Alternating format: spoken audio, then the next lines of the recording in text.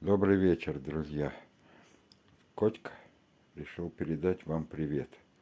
Вот несколько дней собираюсь сделать видео, все никак не получается.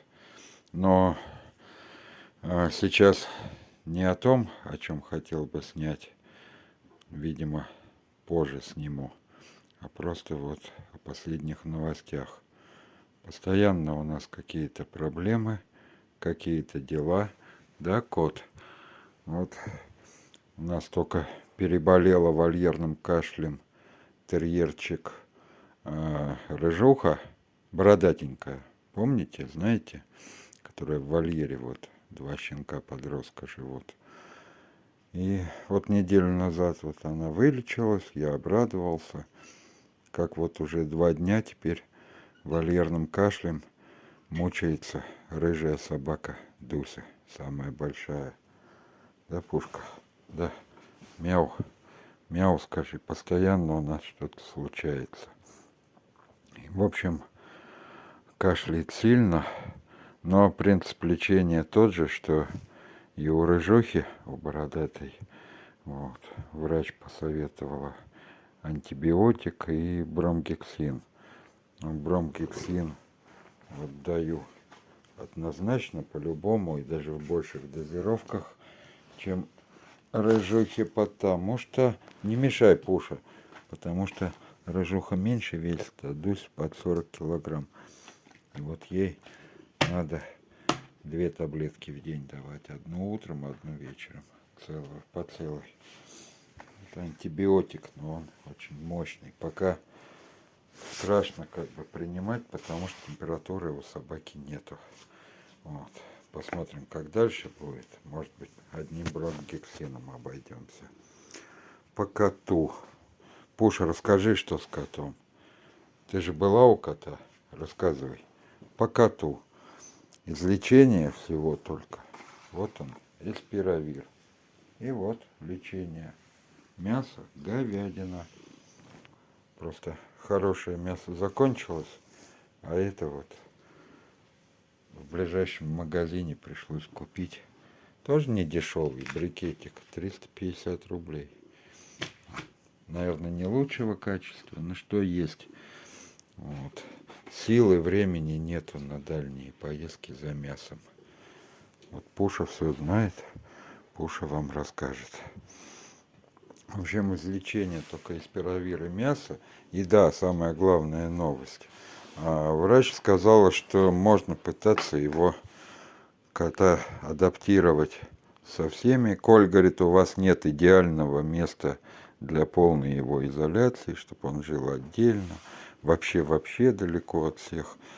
И поэтому, говорит, за этот месяц прошедший уже вы и на одежде, и на обуви 100 раз могли принести что угодно от него. И через щели в двери кошки могли чего угодно от него поймать. И коли этого, говорит, не случилось, говорит, я уже не вижу смысла, говорит, прятать его от всех. И котик уже начинает познавать других жильцов, вернее, не познавать, нет, узнавать. Вот. Периодически к нему кто-нибудь забегает, вот он начинает знакомиться. Да, Пуш? Вот Пуша все знает. Ты мне про котика рассказываешь? Нет, а мясо не твое. Твоя вот папина рука погладится. Вот такое у нас постоянно что-то надо делать. Вот только время появилось вам рассказать и погладить Пушу. Вон, видите, папа даже в сапогах сидит. Только с улицы, еще опять на улицу надо идти. Да, и, кстати, вот с собаками самое печальное, что вот этот вольерный кашель, он же заразен для других собак. И вот получается, Дуся заразилась от Рыжика, хоть Рыжик и выздоровела уже. И под угрозой теперь другие собаки, а изолировать-то ее абсолютно негде. В общем, остается только уповать, что другие не заразятся. Но даже если заразятся, то в принципе с лечением понятно. Баралгин и антибиотики.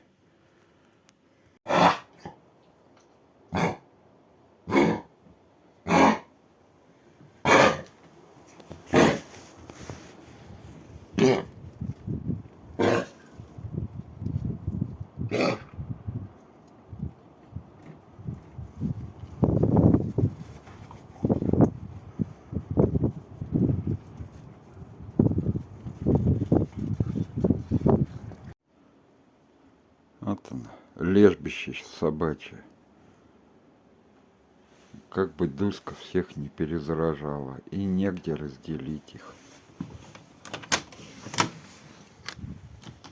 Да, мужчина?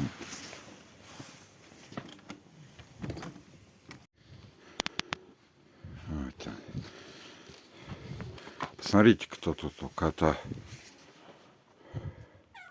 Мяу. Кот, это кто у тебя тут?